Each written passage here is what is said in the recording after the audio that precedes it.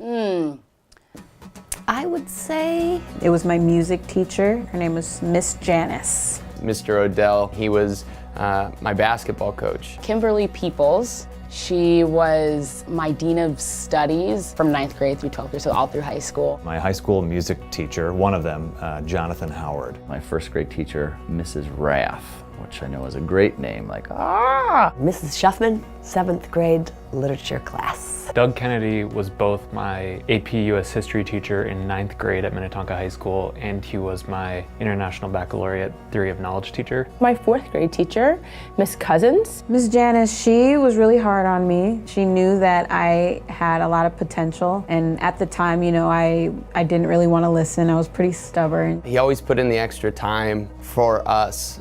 He really taught us to strive and be better than we were the day before. She basically was willing to kick my butt, and it was very needed at that point in my life, but she just refused to allow me not to live up to my potential. I was not the best behaved student, and after a particular tough class where I was goofing around a lot, he pulled me aside and he said, Eric, you're a leader, and whether you like it or not, people are looking up to you.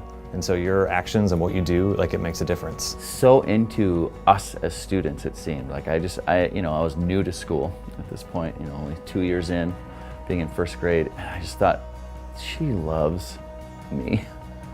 She is the first person in my life that really opened up the power of words. She had a beautiful speaking voice and would always save the last 10 minutes of our lit class to, she read, and wow, I'd never heard prose delivered that beautifully.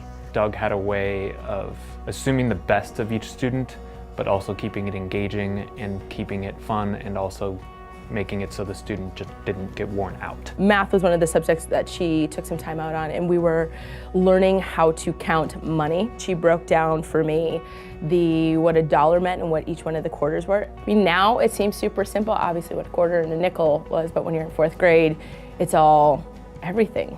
Everything is a lot. The school was going on a trip to Ghana during the summer, and she had surprised us by raising money during one of the school concerts for me and my sister to go to Africa. That trip to Africa, I think, really changed my perspective on life and the world. He taught us so much along the way that was even outside of school, just how to be a good person, how to be better each and every day and to strive for greatness. And better me, better we was something that he always taught us too. So the team comes first. And I was on that really advanced, there were 3 tiers of math. I was on the high one, and I really wanted to get off of it because I hated math. And so I told her I wanted to switch classes. She was like, you can't switch, you're not gonna drop math for choir. And I was like, why? And it was really an eye-opening moment for me. I'd never really thought about, what I'm doing makes a difference. I was, a little selfish about that stuff. It's really informed me as an adult too, to think oh yeah, what you do, it makes a difference. Whether you want that responsibility or not, people are looking up to you, people are